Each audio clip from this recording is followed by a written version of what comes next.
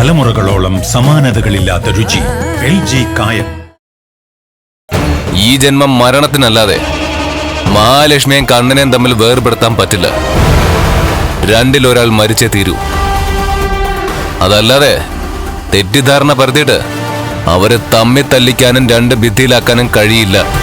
ഈ സാഗർ എന്ന കഥാപാത്രത്തിന്റെ സൃഷ്ടിയില് ആ മേഘനാഥൻ എന്തേലും പങ്കുണ്ടാവോ? അത് തനിക്കിപ്പോ അങ്ങനെ ഒരു സംശയം തോന്നാൻ കാരണം? എന്റെ മനസ്സങ്ങനെ പറയുന്നു. എങ്കിലതിൽ സത്യം കാണും. അവൻ ഇങ്ങനെ ഒരു ടൈപ്പാ. മേഘനെ എനിക്കും നിനക്കും നന്നായിട്ട് അറിയാവുന്ന കൂട്ടത്തിലല്ലേ? ഇവിടെ അവൻ അങ്ങനെ ഒരു കളി കളിച്ചെങ്കിൽ നാളെ തന്നെ നമ്മളത് അറിയും.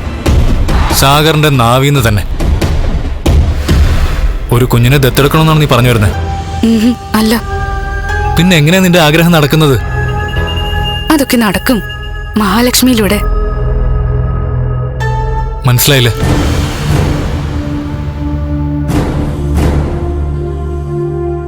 മഹിക്ക് പ്രസവിക്കാൻ കഴിയുമെങ്കിൽ അവൾക്കൊരു കുഞ്ഞ് ജനിച്ചാ അത് അവളുടെ മാത്രം കുഞ്ഞല്ല, നമ്മുടെയും കൂടിയാ. അതെങ്ങനെയാ നമ്മുടേതാവുന്നേ? അനന്തേട്ടാ, കണ്ണേട്ടൻ അനന്തേട്ടന്റെ ഒരു സുഹൃത്തായിട്ട് എനിക്ക് ഒരിക്കലും തോന്നിയിട്ടില്ല. നിങ്ങൾ കൂടപ്പിറപ്പുകൾ തന്നെയാ. ഉണ്ണിയേക്കാളും കണ്ണേട്ടന് ഇഷ്ടവും സ്നേഹവും ഒക്കെ അനന്തേട്ടനോടാ. അതുപോലെ തന്നെയാണ് തിരിച്ചും. അതുകൊണ്ടിപ്പോ മഹാലക്ഷ്മി നമ്മുടെ കുടുംബത്തിലെ ഒരു അംഗമാ. അവർക്ക് ഒന്നോ രണ്ടോ കുഞ്ഞുങ്ങൾ ജനിച്ചാ അവരതിനെ താലോലിക്കുന്നതിനപ്പുറം നമുക്കും ആ കുഞ്ഞുങ്ങളെ ലാളിച്ചൂടെ? ആരും ചിന്തിക്കാത്ത കാര്യങ്ങളാണല്ലോ നീ ചിന്തിക്കുന്നേ. കണ്ണേട്ടന്റെ ഭാര്യ കണ്ണേട്ടൻ പറഞ്ഞതിനപ്പുറം നല്ലവളാ. അവള് സ്വന്തം ആഗ്രഹങ്ങളെല്ലാം ത്യജിച്ചിട്ട് കണ്ണേട്ടനെ സ്നേഹിക്കുന്നവളാ. അത്രയും പരിശുദ്ധിയുള്ള മഹിക്ക് ജനിക്കുന്ന കുഞ്ഞുങ്ങളെ സ്വന്തം കുഞ്ഞുങ്ങളെ കരുതുന്നതിൽ എനിക്ക് സന്തോഷമേ ഉള്ളൂ. അത് എന്നാലും നമ്മൾ ഒരുപാട് സമ്പാദിച്ചില്ല അനന്തേട്ടാ. ഞാനീ പറയുന്ന കാര്യം നടക്കുവാണെങ്കിൽ നമുക്ക് ഇവിടെ തന്നെ സെറ്റിൽ ചെയ്യാം. നമുക്ക് എന്തെങ്കിലുമൊക്കെ ബിസിനസ്സും ചെയ്യാം. എന്നിട്ട് ഒരു വീട്ടില് താഴെയും മുകളിലുമായിട്ട് നമുക്ക് ഒരുമിച്ച് താമസിക്കാം. അതിന് കണ്ണേട്ടൻ എതിർക്കോ? നമുക്കൊപ്പം താമസിക്കാൻ കണ്ണൻ എതിർപ്പൊന്നും കാണില്ല. അങ്ങനെങ്കി പെട്ടെന്ന് വേണ്ട. സമയവും സന്ദർഭവും ഒത്തുവരുമ്പോ നമുക്ക് ഈ കാര്യം പറയാം. കണ്ണൻ ഇതിനൊക്കെ സമ്മതിച്ചാലും മഹാലക്ഷ്മി സമ്മതിക്കുമെന്ന് എനിക്ക് സംശയമുണ്ടല്ലേക്കേ. അവളെ കൊണ്ട് ഞാൻ സമ്മതിപ്പിച്ചോളാം. പെട്ടെന്ന് ഇത് പറയുമ്പോ ആരും സമ്മതിക്കില്ല. പക്ഷെ സാവകാശം അവര് നമ്മുടെ വഴിക്ക് വരും. വന്നില്ലെങ്കിൽ എങ്ങനെയെങ്കിലും വരുത്തണം.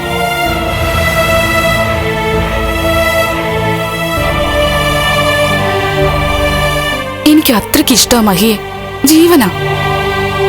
കുഞ്ഞുങ്ങൾ ജനിക്കുന്നത് അവളുടെ ഉദരത്തിലാണെങ്കിലും ആ കുഞ്ഞുങ്ങളെ അവൾക്കൊപ്പം നോക്കാൻ കഴിയുന്നതും വളർത്താൻ കഴിയുന്നതും ഒരു ഭാഗ്യ അനന്തോട്ടാ. അതുകൊണ്ട് എനിക്കില്ലാത്ത ഭാഗ്യം അവൾക്കുണ്ടാവണം.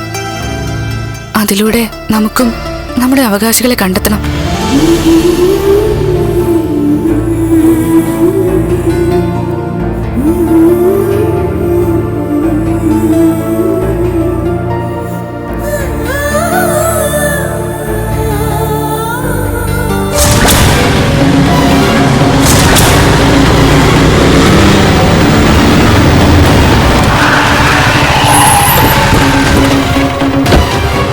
സാഗറല്ലേ? അതെ. നിങ്ങളാരാ? ഒന്നുമില്ലടാ, നിന്നെ ഒന്ന് ഇടിച്ച് പഞ്ചറാക്കാൻ വന്നതാ. ആൾക്കാരെ പഞ്ചറാക്കുകയും പിന്നെ പഞ്ചർ ഒട്ടിക്കുകയും ചെയ്യുന്ന ആൾക്കാരാ. ഇങ്ങോട്ടിറങ്ങി വാടാ. ഹെൽമറ്റൊക്കെ ഊരി വെച്ചേ. എന്താ മോന് സുഖം തന്നെ?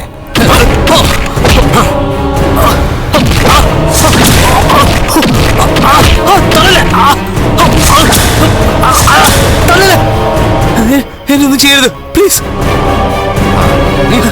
പ്ലീസ്.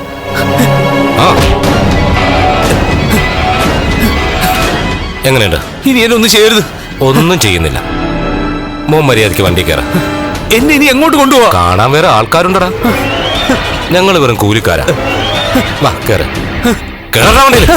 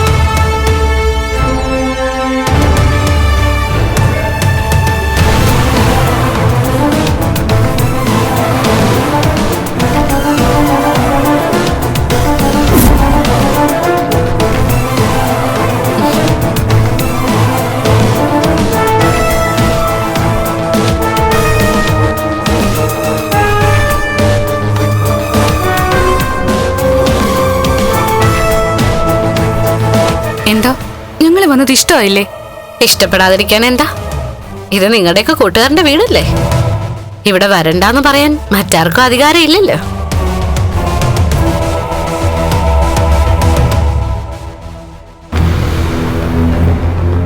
ആ, ഇന്നലത്തെ കമ്പത്തിന്റെ ബാക്കിയുള്ള ഇരിപ്പുണ്ടോ? അങ്ങനെയാണെങ്കിൽ അത് പൊട്ടിക്കാൻ ഇനി അവസരം വരും. അയ്യോ, ഞങ്ങള് പറഞ്ഞില്ലേ വിഷുവിന്റെ കുറച്ച് പടക്കങ്ങൾ ബാക്കിയുണ്ടായിരുന്നു. ആ, അതാ ഇന്നലെ മേഘം പൊട്ടിച്ചത് അല്ലേ? മഹാലക്ഷ്മി ഇവിടെ വന്നതിൽ പിന്നെ മേഘൻ മുങ്ങി നടക്കുമായിരുന്നല്ലോ. പിന്നെ ഇന്നലെ അയാൾ എവിടെന്നാ പൊങ്ങിയത്? അത് പിന്നെ കണ്ണൻ മഹിയെ വിട്ടുകളഞ്ഞെന്ന് കരുതിയിരിക്കായിരുന്നല്ലോ ഇവിടെ എല്ലാരും. അതറിഞ്ഞിട്ട് വന്നതായിരിക്കും. അങ്ങനെ അവൻ ഇങ്ങോട്ട് വരേണ്ട കാര്യം എന്താ? ഇവിടെ അവനൊരു മുറി പോലും ഒഴിച്ചിട്ടിട്ടുണ്ട്. ഇനിയിപ്പോ അവനെ വീട്ടിനകത്ത് കയറ്റുന്നതിന് സൂക്ഷിച്ചു വേണം. മഞ്ജു അവന്റെ മുറപ്പെണ്ണ, അവൻ കെട്ടാൻ പോകുന്ന പെണ്ണ. പക്ഷേ അതുകൂടാതെ മറ്റു 2 പെൺകുട്ടികൾ കൂടി ഇപ്പൊ ഈ വീട്ടിലുണ്ട്. ദേ, ഈ നിൽക്കുന്ന കരുണയും ഇവളുടെ ചേച്ചി ഉൾപ്പെടെ 2 പെൺകുട്ടികൾ. ഞങ്ങൾക്ക് മേഘേട്ടനെ ഭയക്കേണ്ട കാര്യം എന്താ? ആ, അവനിപ്പോ കുഴപ്പക്കാരനല്ലെന്നാ തോന്നുന്നത്. പക്ഷേ നേരത്തെ വലിയ കുഴപ്പക്കാരനായിരുന്നു. അത് കണ്ണന് നന്നായിട്ട് അറിയാം. എന്തായാലും എന്റെ മോൾക്ക് അവനെ കുറിച്ച് നല്ല മതിപ്പാ. അതുകൊണ്ട് തന്നെ അവൾ അവനെ വിട്ടുകളയാനൊന്നും പോകുന്നില്ല. ആ, ചേരേണ്ടവർ തന്നെ ചേരണമല്ലോ. ഞങ്ങളേതായാലും കണ്ണനെ മഹിയം കണ്ടിട്ട് വരാം. പടോ.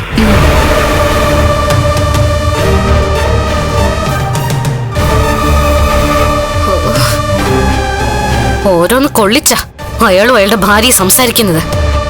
എന്റെ തനി സ്വഭാവം അവർക്ക് അറിയില്ല. അയ്യോ എന്റെ മോളെ, ഒന്നും മിണ്ടല്ലേ. കാശിനകത്ത് മുങ്ങി താഴുന്നവരാ. പറഞ്ഞിട്ട് എന്താ പ്രയോജനം? 2 പേർക്കും കുട്ടികളില്ല. ഇനി ഒട്ടുണ്ടാവാനും പോകുന്നില്ല. പിന്നെ അതിന്റെ കേട് തീർക്കാൻ ഇങ്ങനെ ഓരോന്നൊക്കെ പറഞ്ഞു നടക്കും. അതിനൊന്നും നമ്മൾ ചെവി കൊടുക്കണ്ട മോളെ.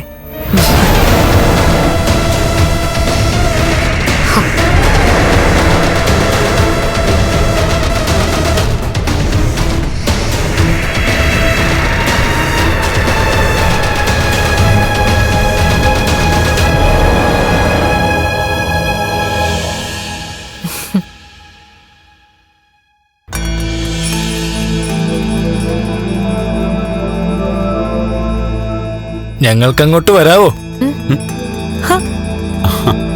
ആരൊക്കെ ഇത്? വാ വാലേക്ക്. മഹി, ഞാനങ്ങോട്ട് വിളിക്കാതിരിക്കായിരുന്നു. ആ, എന്താടാ സാറിന്റെ കാര്യം? അവൻ കൂട്ടിലായിട്ടുണ്ട്. നീ ഇപ്പൊ തന്നെ എനിക്കൊപ്പം പുറപ്പെടണം. നിന്റെ മുമ്പിൽ വെച്ച് വിസ്തരിക്കാനാണ് എന്റെ പ്ലാൻ. അതോടെ മഹാലക്ഷ്മിയുടെ സംശയവും മാറിക്കിട്ടും. എന്നാ പിന്നെ ഞാൻ പോയിട്ട് വരട്ടെ മഹി. സാഗർ എന്ന കഥാപാത്രത്തിന്റെ സൃഷ്ടി മേഘനാണെങ്കിൽ അവന് പിന്നെ ഞാൻ എന്റെ പെങ്ങളെ കൊടുക്കില്ല. എടാ, നമ്മുടെ കൂടെ പഠിച്ചവനല്ലടാ അവൻ. അന്ന് തൊട്ടേ നിനക്ക് അവന്റെ ക്യാരക്ടർ അറിയില്ലേ? കാണാൻ കൊള്ളാവുന്നൊരു പെൺകുട്ടിയെ കണ്ടു കഴിഞ്ഞാൽ അവൻ പിന്നെ അവളുടെ പിന്നാലെ ആയിരിക്കും. അവളുടെ നാവിന്ന് കേൾക്കേണ്ടതൊക്കെ കേട്ട് കഴിയുന്നത് വരെ. കേട്ട് കഴിഞ്ഞാലോ അവൻ പിൻവാങ്ങോ? ഈ ഒരു കാര്യത്തില് അവൻ എത്ര പെൺകുട്ടികളുടെ കയ്യിൽ നിന്ന് തല്ല് വാങ്ങിയിട്ടുണ്ടെന്നറിയോ? പെൺകുട്ടികളുടെ കയ്യിൽ നിന്ന് മാത്രമല്ല, അവരുടെ ബന്ധുക്കളുടെ കയ്യിൽ നിന്ന് വരെ തല്ലിയിട്ടിട്ടുണ്ട്. അതാണ് മുതല്. അതുകൊണ്ട് മഹിയുടെ സംശയം ശരിയായി വരാൻ സാധ്യതയുണ്ട്. അതുകൊണ്ടാണ് ഇവന്റെ മുന്നിൽ വെച്ച് തന്നെ കാര്യങ്ങൾ ചോദിച്ച് മനസ്സിലാക്കാന്ന് കരുതിയത്. 2 കൊടുത്തിട്ടേ ചോദിക്കേണ്ട രീതിയിൽ ചോദിച്ച അവന്റെ മനസ്സിലുള്ളതൊക്കെ പുറത്തു വരോടെ കണ്ണ. നീ വാ.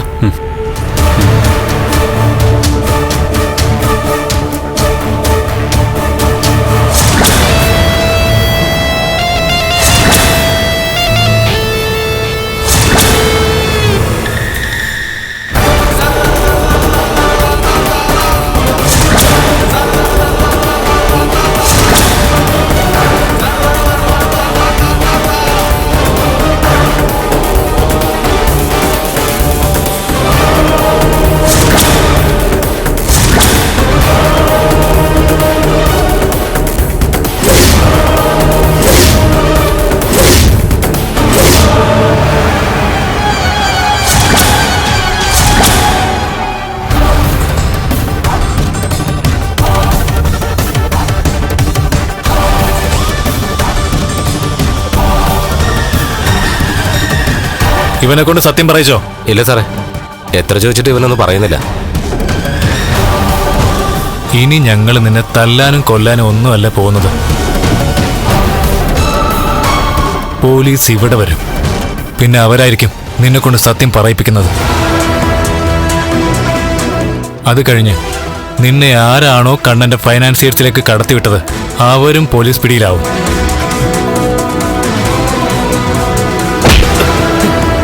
അതുകൊണ്ട് സത്യം പറടാ, ആരാ നിന്നെ ഈ ജോലിക്ക് വെച്ചത്? ഞങ്ങൾക്കൊരാളെ സംശയമുണ്ട്, പ്രത്യേകിച്ച് മഹിക്ക്. കണ്ണൻ സംശയിക്കുന്നത് ആരെയാണെന്ന് നിനക്കും അറിയാം. അതുകൊണ്ട് മര്യാദക്ക് പറഞ്ഞോ, ആരാ നിന്നെ കമലേശ്വരം ഫൈനാൻസിയേഴ്സിലേക്ക് കടത്തിവിട്ടത്? പറടാ, ആരാ നിന്നെ ഈ ജോലിക്ക് വെച്ചെന്ന് പറയടാ. അവന്റെ പേര് മേഘനാഥൻ എന്നാണോ?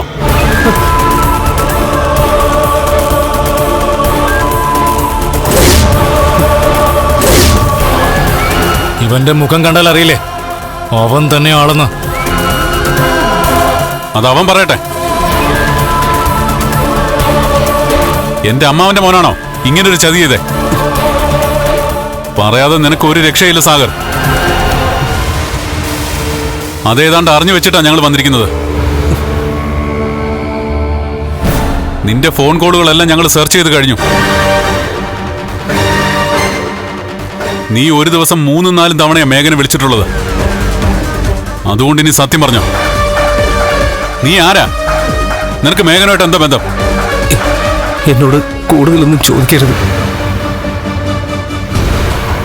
മേഘൻ സാർ പറഞ്ഞിട്ട് തന്നെയാ ഞാൻ ഈ ജോലി ഏറ്റെടുത്തത്. വേണ്ട,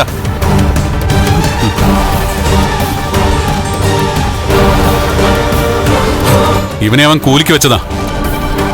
കൂലിക്കാരനെ തല്ലേണ്ട കാര്യമില്ല. ഇപ്പൊ തന്നെ ഇവരെ ഒരുപാട് കൊടുത്തു കഴിഞ്ഞു. ഇനി ശിക്ഷിക്കേണ്ടത് അവനെയാ. നീ ഒന്ന് ചിന്തിച്ചു നോക്ക് മഹിയുടെ കാര്യം. അയാൾ എന്ത് പറഞ്ഞാലും അതൊക്കെ സത്യമായിട്ട് വരുവാ. അവൻ കൊള്ളാലോ ഈ മേഘനാഥൻ. അവന്റെ പഴയ സ്വഭാവം ഒന്നും മാറിയിട്ടില്ലടാ. ഒരു തെറ്റ് മറയ്ക്കാൻ അവൻ 1000 തെറ്റുകൾ ചെയ്യുക. പിന്നെ എന്റെ ഭാര്യയ്ക്കൊരു കുഴപ്പമുണ്ട്. നടക്കുന്ന കാര്യങ്ങൾ അപ്പോഴെന്നോട് പറയാറില്ല. അത് ഇവനെ പോലുള്ള ഫ്രോഡുകളെ രക്ഷിക്കാനാണെന്ന് ഓർക്കുമ്പോ അയാളോടൊരു ചെറിയ ദേഷ്യം പോലെ. പിന്നെ ഇവനൊക്കെ കാല് പിടിക്കുന്നോണ്ടാ അയാളൊന്നും പറയാതെ. എടാ, ഇങ്ങനെ ഒരുത്തനാണോ നിന്റെ പെങ്ങളെ കൊടുക്കാൻ പോകുന്നത്? ഇനി കൊടുക്കില്ലടാ. അങ്ങനവൻ കമലേശൻ തറവാടിന് മരുമകനായിട്ട് വേണ്ട. അവൻ അമ്മാവന്റെ മകനാണെന്ന രീതിയിൽ ജീവിച്ചോട്ടെ. അതിനപ്പുറം എന്റെ മനസ്സിൽ അവന് ഇനി ഒരു സ്ഥാനമില്ല.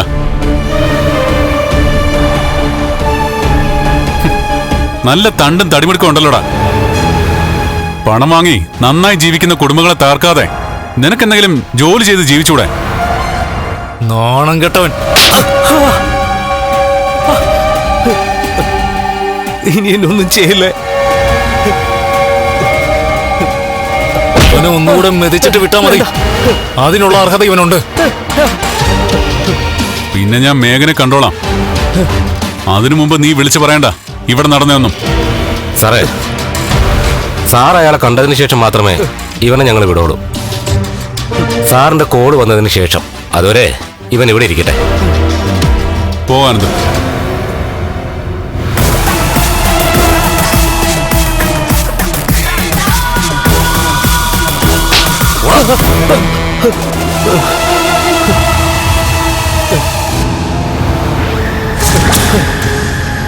എന്നൊന്നും ചെയ്യരുത്. വേണ്ട.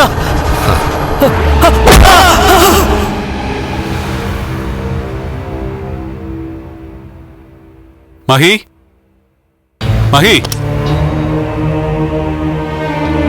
എന്തായി കണ്ണേട്ടാ? താൻ പറഞ്ഞത് 100% സത്യ. ഇതിന്റെയൊക്കെ പിന്നിൽ പ്രവർത്തിച്ചത് അവനാ, മേഘനാഥൻ.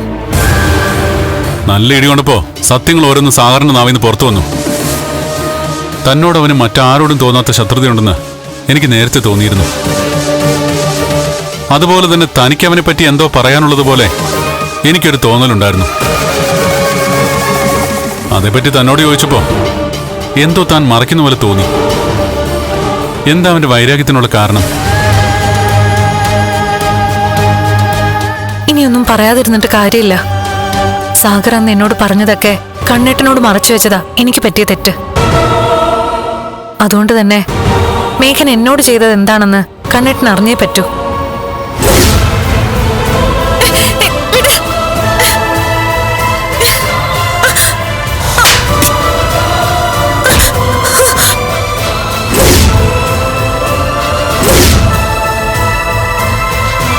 ഒരുപാട് ശല്യം ചെയ്തതിനൊടുവിലാ അവൻ കൂട്ടുകാർക്കൊപ്പം ഷോ കാണിച്ചത്. അതിന് കരണത്ത് തല്ലിയാ ഞാൻ മറുപടി കൊടുത്തത്. തന്നോട് എനിക്ക് ഈ ഒരു കാര്യത്തിൽ മാത്രം എതിർപ്പാ മഹി. താൻ അവനെ കണ്ടപ്പോ തന്നെ സത്യം പറയണമായിരുന്നു. ഇതുപോലുള്ള കാര്യങ്ങൾ ഒരിക്കലും മറച്ചു വയ്ക്കാൻ പാടില്ല. ഇത് പല പെണ്ണുങ്ങൾക്കും പറ്റുന്ന അബദ്ധമാണ്. ഗൃഹനാഥനെ പലതും അറിയിക്കില്ല. അവർക്ക് ടെൻഷനാകും, അല്ലെങ്കിൽ അവരെന്തെങ്കിലുമൊക്കെ പ്രതികരിക്കും എന്ന് കരുതിയിട്ട്. എന്നാൽ അങ്ങനെ കാര്യങ്ങൾ മൂടിവെച്ചാൽ അതിന് വലിയ വില നൽകേണ്ടി വരും. താൻ മേഘന്റെ സ്വഭാവം നേരത്തെ പറഞ്ഞിരുന്നെങ്കിൽ സാഗറിനെ നമ്മുടെ കമ്പനിയിലേക്ക് കടത്തിവിട്ടത് അവനാണെന്ന് എനിക്ക് നിഷ്പ്രയാസം കണ്ടെത്താൻ പറ്റുമായിരുന്നു. കാരണം മേഘന്റെ സ്വഭാവം അതാണ്. അവന് പ്രതികാര ബുദ്ധി കൂടുതലാ. അതുപോലെ തന്നെ അവൻ ആഗ്രഹിക്കുന്ന കാര്യങ്ങൾ നേടാൻ വേണ്ടി ഏതറ്റം വരെയും പോകുന്നവനാ. അങ്ങനെ ഒരുത്തനെയാണോ കണ്ണേട്ടൻ സ്വർണ്ണക്കടയൊക്കെ ഏൽപ്പിച്ചിരിക്കുന്നത്? അതിനൊക്കെ ഒരു തീരുമാനം എടുക്കണം. അവനെന്റെ അമ്മാവന്റെ മകനായതുകൊണ്ടും മഞ്ജുവിനെ കല്യാണം കഴിക്കാൻ പോകുന്നവനും ആയതുകൊണ്ടാണ് ഞാൻ ചില ഇളവുകൾ അവന് കൊടുത്തത്. പക്ഷെ ഇനി അത് നടക്കുമെന്ന് തോന്നുന്നില്ല. മേഘനാണെന്ന് അറിഞ്ഞ ശേഷം ഇടയ്ക്ക് അയാൾ എന്നെ വിളിച്ചിരുന്നു. ഒരു കാരണവശാലും മഞ്ജുവിനെ കല്യാണം കഴിക്കരുതെന്ന് പറയുകയും ചെയ്തു.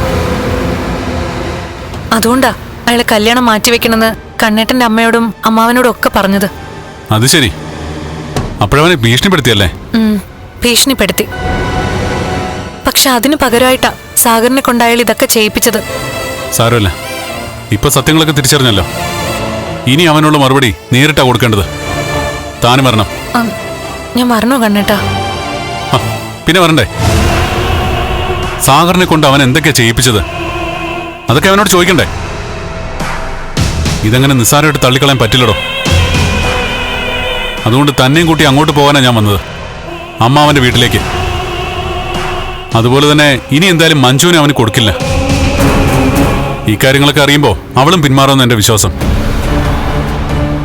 എന്നാ നമുക്കങ്ങോട്ട് പോവാം. വാ പോകാം. ഞാനൊന്ന് വേഷം മാറി വരാം. ആ, എനിക്കൊരു ഷർട്ട് എടുത്തോ. ശരി കണ്ണേട്ടാ.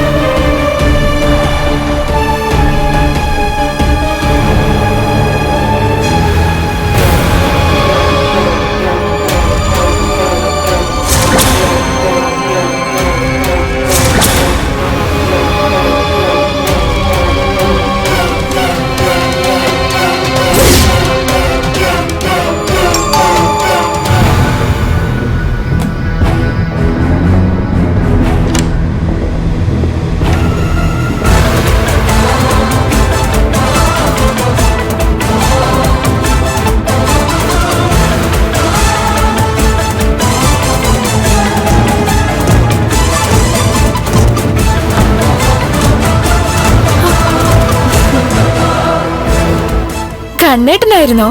ഞാൻ മാത്രമല്ല, എന്റെ ഭാര്യയുണ്ട്.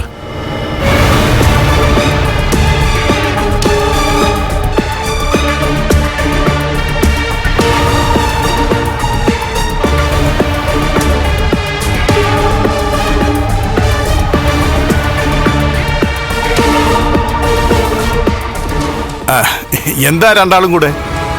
അമ്മാവന്റെ മോനെവിടെ? എന്റെ പെങ്ങളെ കല്യാണം കഴിക്കാൻ പോകുന്ന അവളുടെ മുറച്ചെറുക്കൻ എവിടെയെന്ന്?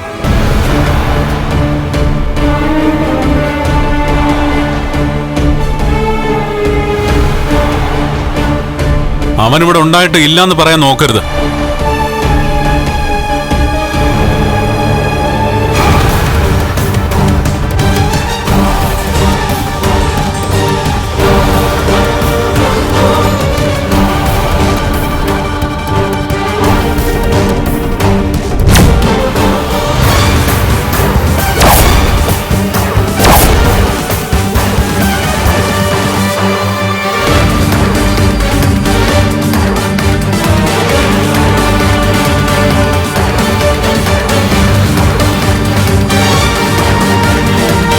തലമുറകളോളം സമാനതകളില്ലാത്ത രുചി. LG കായം.